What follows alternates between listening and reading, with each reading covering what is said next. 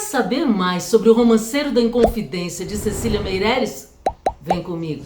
A cada vídeo, leitura e interpretação de um poema do livro. Hoje, o primeiro cenário. Para você que não me conhece, eu sou Valquíria.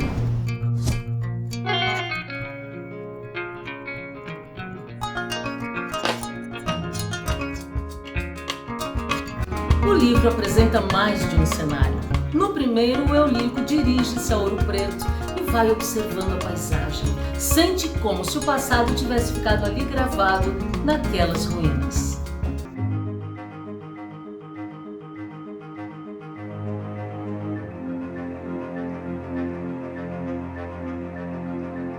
O cenário descrito por Cecília Meirelles lembra o quadro Vila Rica do pintor alemão Hugen Dass, feito em 1820, quando ele participou de uma expedição ao Brasil.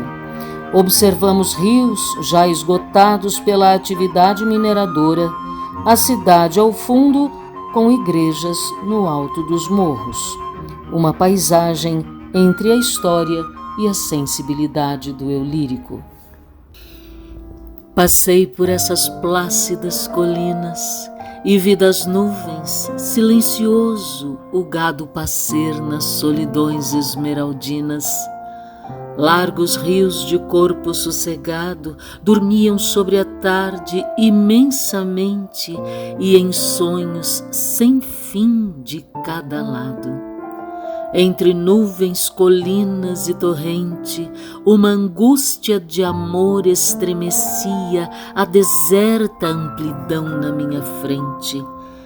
Que vento, que cavalo, que bravia saudade me arrastava a esse deserto, me obrigava a adorar o que sofria. O eu lírico diz: passei por essas plácidas colinas. Plácidas são calmas.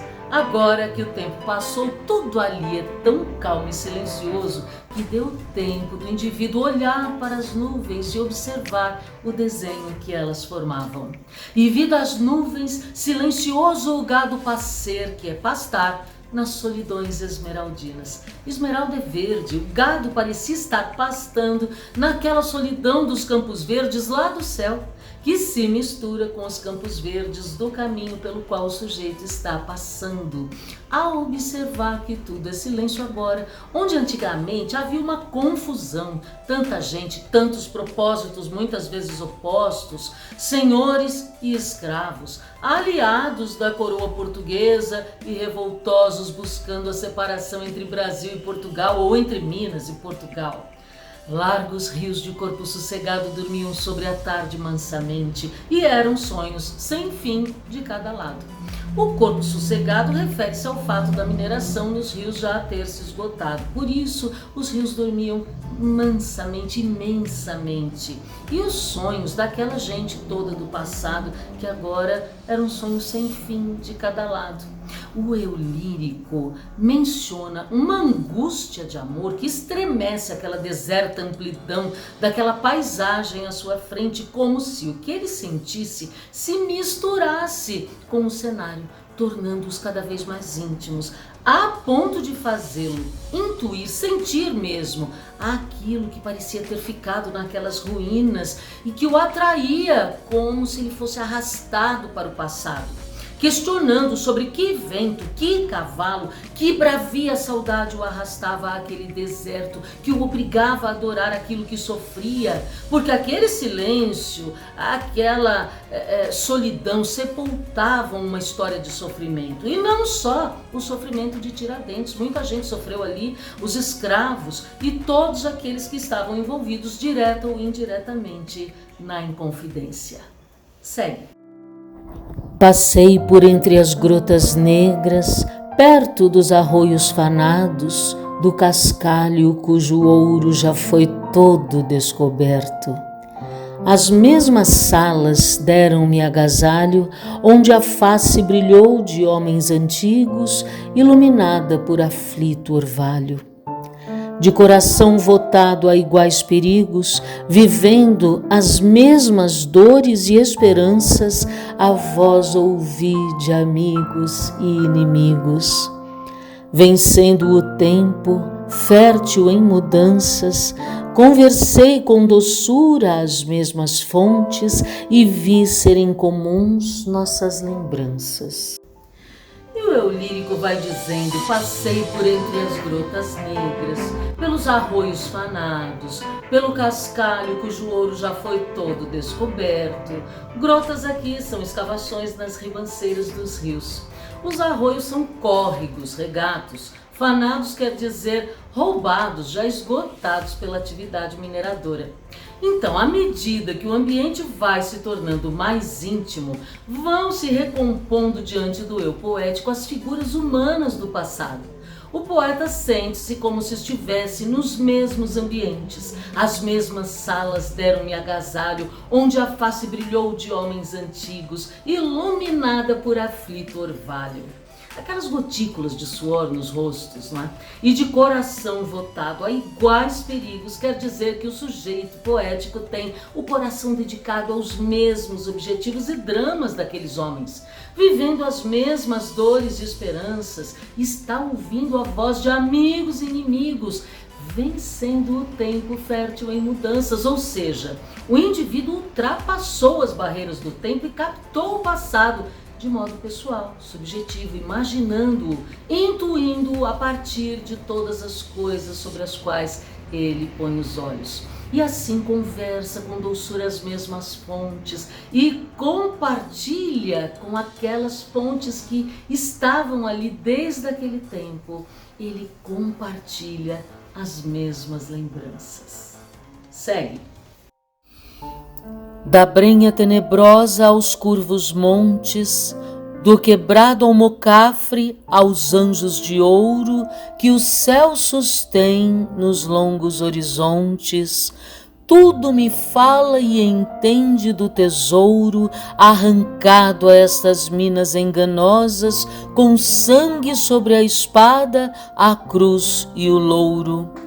Tudo me fala e entendo, escuto as rosas e os girassóis desses jardins que um dia foram terras e areias dolorosas, por onde o passo da ambição rugia, por onde se arrastava esquartejado o mártir sem direito de agonia. Tudo fala com o eu lírico. Desde a brenha tenebrosa, que é mata fechada, até os curvos montes. Do quebrado almocafre, que é essa ferramenta rústica usada na mineração, até os anjos de ouro sublimes, que o céu sustém nos longos horizontes. Veja, os anjos é que parecem sustentar o céu nos longos horizontes. Tudo me fala e entende do tesouro arrancado a essas minas enganosas, com sangue sobre a espada, a cruz e o louro. O louro é bastante simbólico, era usado para coroar os atletas nos Jogos Olímpicos. Há uma origem mitológica para isso, mas o louro é símbolo de imortalidade, porque sua folha continua verde mesmo depois de seca. Não é à toa que é símbolo da Academia Brasileira de Letras, onde os escritores são denominados imortais. Como dizia Guimarães Rosa, os escritores não morrem, ficam encantados em suas palavras. Portanto, o texto refere-se aos participantes da Inconfidência Mineira. Quando menciona o sangue sobre a espada, refere-se aos militares. Sobre a cruz, os padres e o louro, uma referência aos escritores árcades envolvidos no Levante. E naquele diálogo com tudo à sua volta, o eu poético diz: tudo me fala e entendo, escuto as rosas, os girassóis desses jardins que um dia foram terras e areias dolorosas. E por que dolorosas? Porque ali o passo da ambição rugia como fera, e também por ali fora arrastado o corpo esquartejado do mártir sem direito de agonia. Lembra, né? Esquartejado quer dizer em pedaços. Cortaram o corpo de Tiradentes em várias partes para dependurar em lugares altos em algumas cidades estratégicas, a fim de servir de exemplo aos revoltosos. Mas, tia Val, por que sem direito de agonia? Se agonia é sofrimento? Sim, mas aqui agonia refere-se aos sinos da igreja que tocavam, avisando aos fiéis a morte de alguém. E Tiradentes não teve direito a esses sinos de agonia. Portanto, um mártir sem direito de agonia. Segue. Escuto os alicerces que o passado tingiu de incêndio, a voz dessas ruínas de muros de ouro em fogo evaporado. Altas capelas contam-me divinas fábulas, torres, santos e cruzeiros apontam-me altitudes e neblinas. Ó pontes sobre os córregos, ó vasta desolação de ermas, estéreis serras que o sol frequenta e a ventania gasta. Rubras cinéreas, tenebrosas terras retalhadas por grandes golpes duros de infatigáveis seculares guerras. É como se tudo tivesse sido queimado pela cobiça. Há aqui a associação de imagens entre o brilho do ouro naqueles muros e o do fogo em que tudo se evaporou.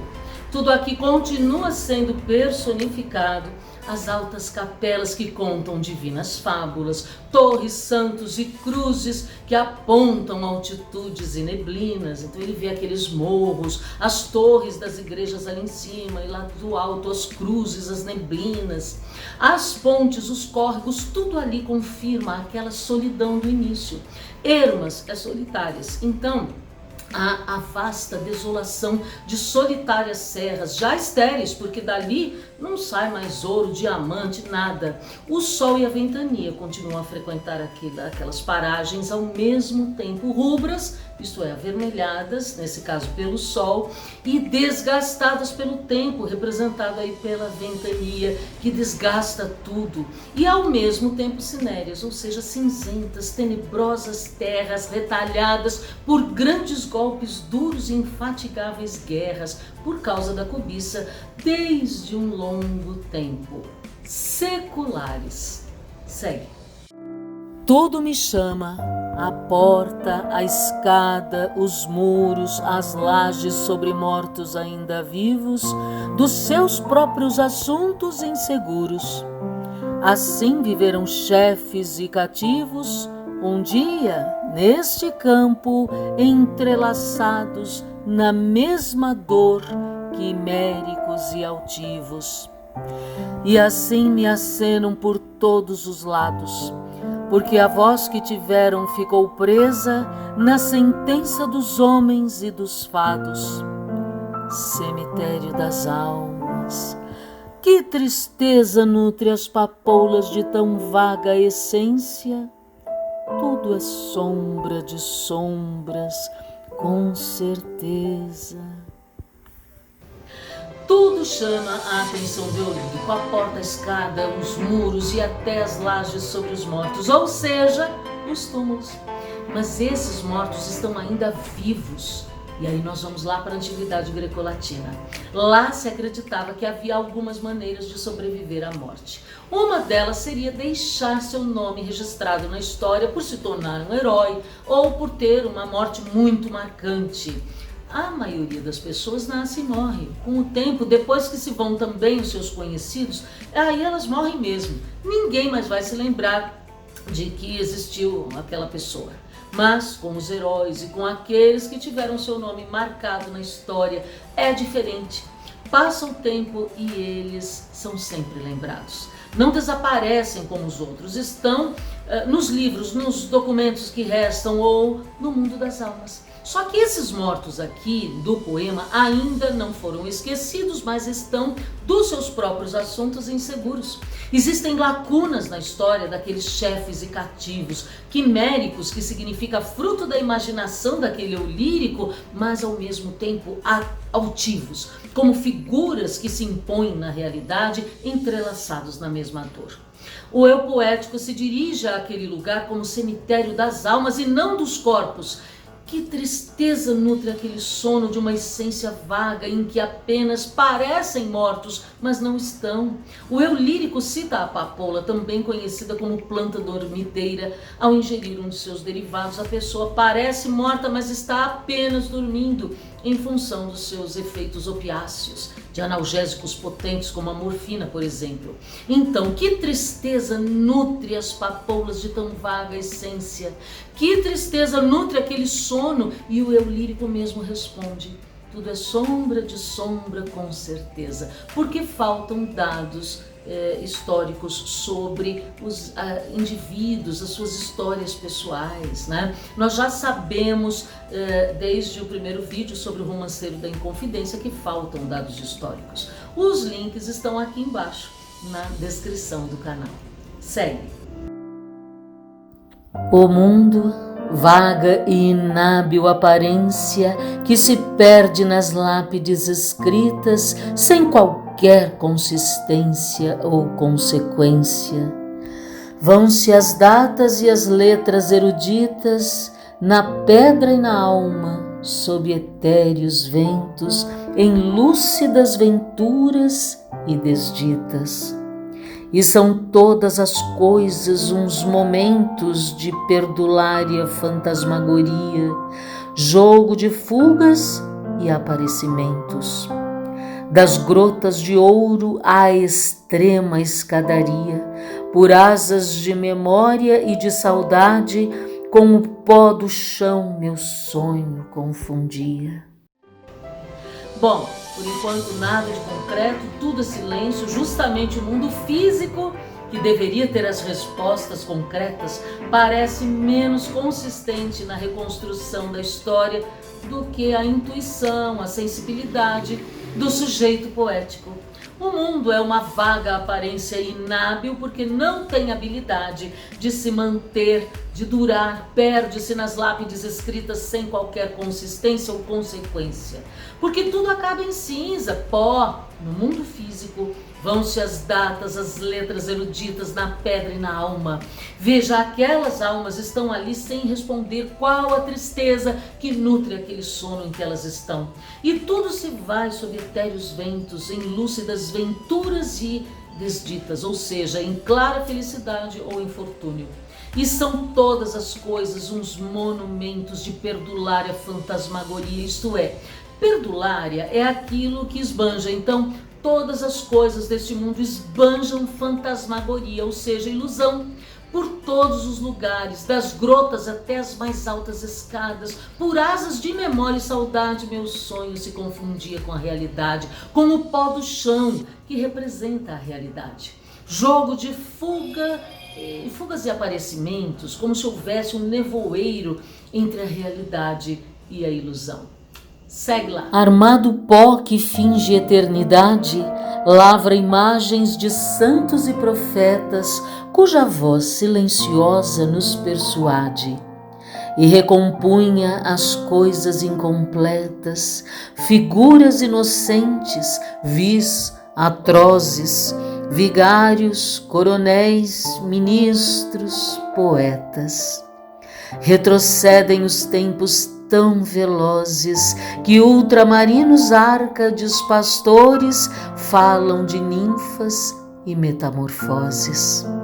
E percebo os suspiros dos amores quando por estes prados florescentes se ergueram duros punhos agressores. Esses versos mencionam o pó armado, ou seja, o pó que dá forma às esculturas de santos e profetas, lavradas, trabalhadas, esculpidas em pó de ouro. Aquelas estátuas não são eternas, estão ali representando algo que seria eterno, o céu, os santos, os profetas. A voz silenciosa dessas esculturas nos persuade, nos convence da eternidade que estão apenas representando, certo? Aqui o sujeito da enunciação sugere que aquilo que está nos versos é apenas uma representação. Como aquelas esculturas fingem eternidade, aqui ele finge o passado. Mas na imaginação aquilo tudo está sendo vivenciado por ele, como se o tempo voasse para o pretérito, e o sujeito assim recompunha as figuras incompletas, inocentes, vis, atrozes, vigários, coronéis, ministros, poetas. Retrocedem os tempos tão velozes que ultramarinos, árcades, pastores... Gente, ultramarinos significa que são do além-mar.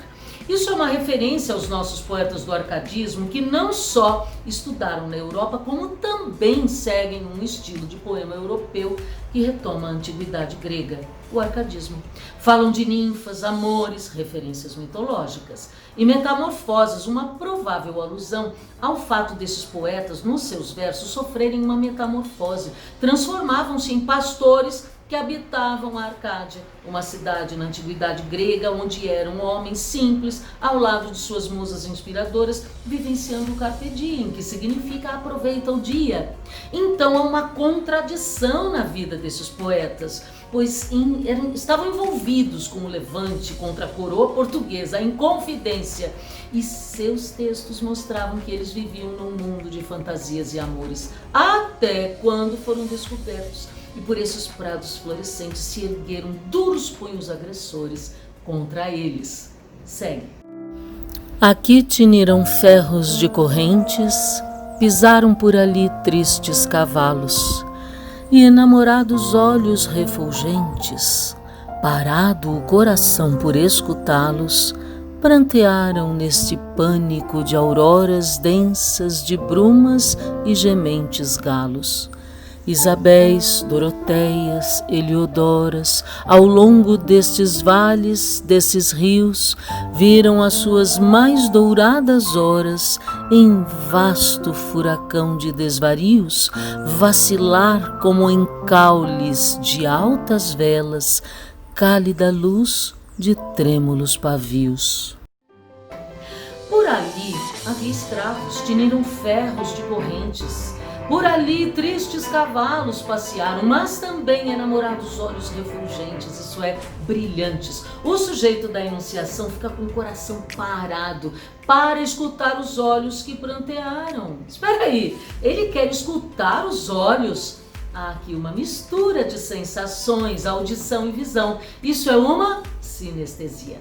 Também temos uma metonímia. A parte representa o todo. Os olhos representam os indivíduos que prantearam ou choraram nesse pânico depois que os Inconfidentes foram descobertos. Choraram por auroras, quer dizer, por amanheceres e de brumas densas, ou seja, nevoeiros. Não dava para entrever o futuro, o que aconteceria com eles. E há aí também os gementes galos. Os galos aqui refletem o sentimento daqueles indivíduos. Eles não cantam, gemem. Isabéis, Doroteias, Heliodoras. Isabel Querubina de Oliveira Maciel era esposa do tenente-coronel Francisco de Paula Freire de Andrade, envolvido na Inconfidência. Maria Doroteia Joaquina de Seixas era a noiva de Tomás Antônio Gonzaga, poeta e inconfidente. Ela é a Marília de Dirceu. Bárbara Eliodora era esposa de Alvarenga Peixoto, também poeta e inconfidente. Pois bem, essas mulheres, ao longo desses vales, desses rios, viram as suas horas mais felizes, mais douradas vacilarem como a chama cálida, quente de uma vela no meio de um furacão de desvarios. Como que se fosse uma vela alta com aquela chama ali em cima, não é? Ou seja, chegando ao fim. Minha sorte se inclina junto àquelas vagas sombras da triste madrugada, flui dos perfis de donas e donzelas. Todo em redor é tanta coisa e é nada. Nise, Anarda, Marília. Quem procuro? Quem responde a essa póstuma chamada? Que mensageiro chega, humilde e obscuro? Que cartas se abrem? Quem reza ou pragueja? Quem foge? Entre que sombras me aventuro? Que soube cada santo em cada igreja. A memória é também pálida e morta, sobre a qual nosso amor saudoso adeja. Bom, depois daquelas madrugadas de sofrimento, o eu lírico diz: minha sorte se inclina junto àquelas vagas sombras, flui dos perfis de donas e donzelas, esperando um futuro repleto de nevoeiro e incertezas, né? O eu lírico se inclina, se debruça sobre a história daquelas mulheres. Tudo em redor é tanta coisa e é nada. Nise, Anarda, Marília, quem procuro?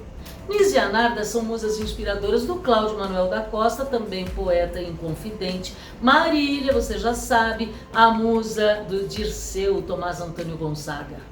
Quem responde a essa chamada póstuma depois da morte, né? Que mensageiro chega humilde e obscuro?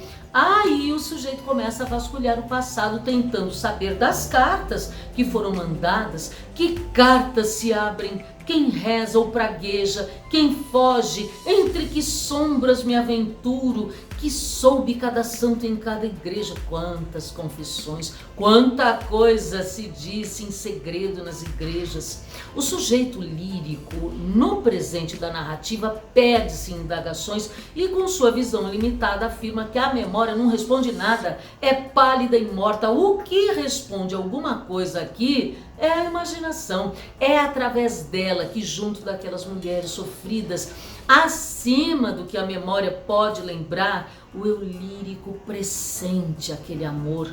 Sobre a memória, ou seja, acima, além da memória, nosso amor saudoso adeja. Adejar é mover as asas para tentar se manter no ar, voar. O poeta pressente esse amor, mas não tem respostas para suas dúvidas, já que a memória é pálida e morta. O passado não abre a sua porta e não pode entender a nossa pena, mas nos campos sem fim que o sonho corta, vejo uma forma no ar subir serena, vaga forma do tempo desprendida. É a mão do alferes que de longe acena, eloquência da simples despedida. Adeus, que trabalhar vou para todos. Esse adeus estremece a minha vida. Bom, aqui fica claro que o passado não abre a sua porta.